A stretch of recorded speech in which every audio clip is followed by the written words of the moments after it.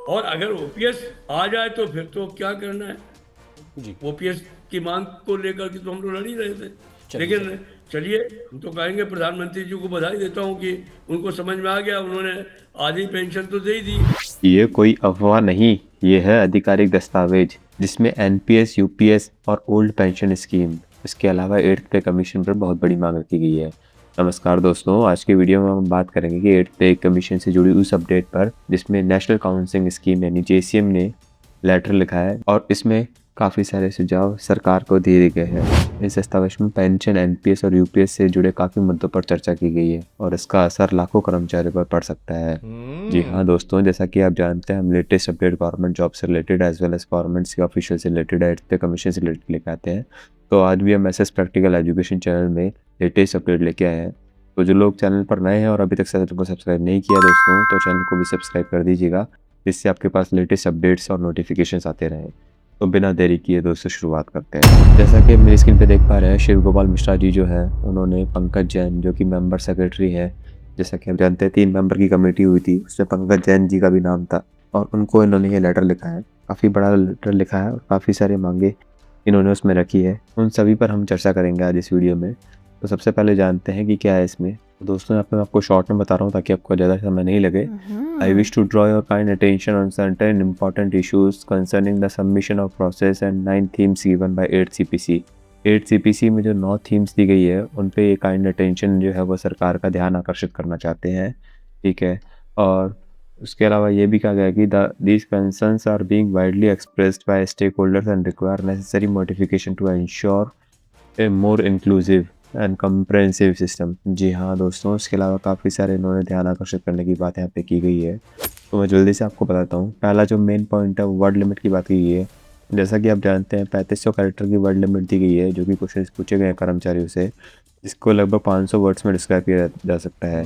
तो यहाँ पे सरकार की को यहाँ पे क्लियर इंडिकेट किया गया है कि 500 वर्ड्स की जगह 1000 वर्ड्स की लिमिट दी जाए, ताकि जो है हम अच्छे से और मीनिंगफुल एक्सप्रेशन के थ्रू हम अच्छे से एक्सप्लेन कर सकें हमारे कंसर्न्स को।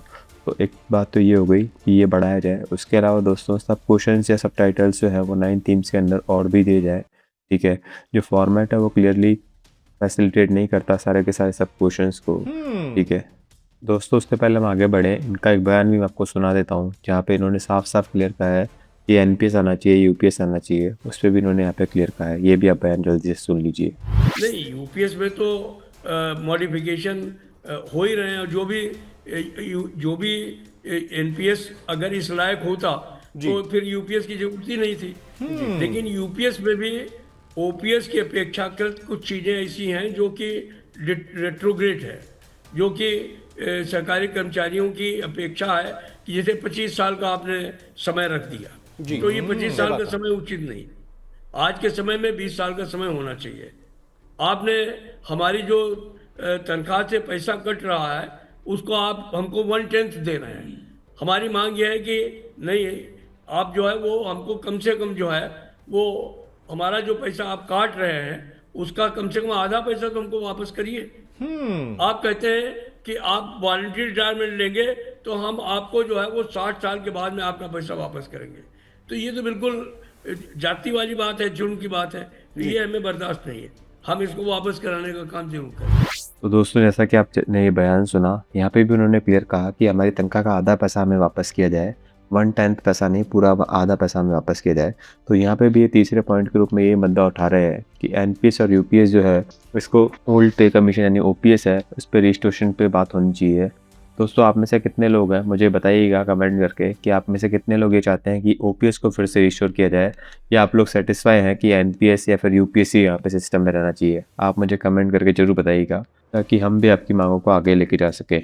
यहाँ पे देख पा रहे हैं कि पत्र में लेटर में साफ कहा गया कि एनपीएस और यूपीएस में शामिल कर्मचारियों को कई समस्या आ रही है और कर्मचारियों की लोकप्रिय मांग जो कि ओल्ड पेंशन स्कीम है उसकी बहाली पर विचार किया जाना चाहिए। यहाँ पे क्लियर शब्दों में दोस्तों यहाँ पे क्या गया है।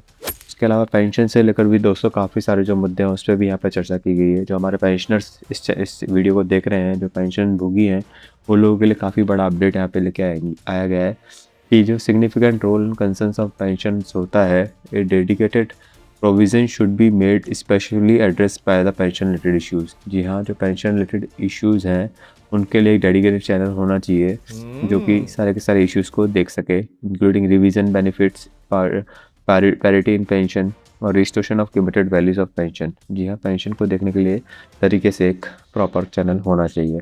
उसके अलावा दोस्तों एक और बहुत बड़े मुद्दे पे हमें बात किया गया कि welfare provisions on women employees.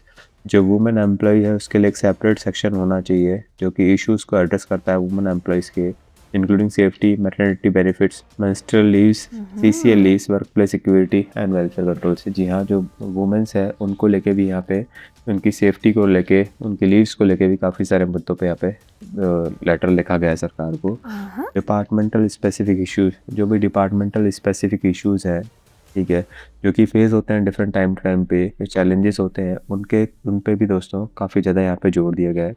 एक प्रोविज़न होना चाहिए जो कि submission of department specific concern से होते हैं उस पर बेटर पॉलिसी फॉर्मेशन का एक सबमिट कर सके।